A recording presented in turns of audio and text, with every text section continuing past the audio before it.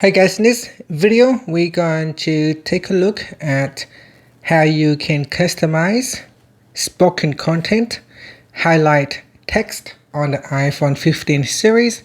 First, let's go back to the home screen by swiping up at the bottom of the screen. And from the home screen, tap on Settings. Now in Settings, scroll down and then tap on Accessibility. Next, tap on Spoken Content and then tap on Highlight Content.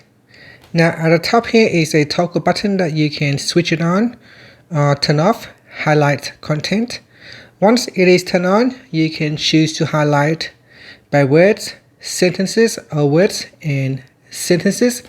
This is the default settings. Next is the sentence highlight style, so you can highlight with underline or background color. So let's first select underline, and you can see here if I start the speak aloud text. Let me just resume that. For other uses, see galaxy. Disambiguation. A galaxy is a system of you stars. can see there is an underline when the text is read aloud.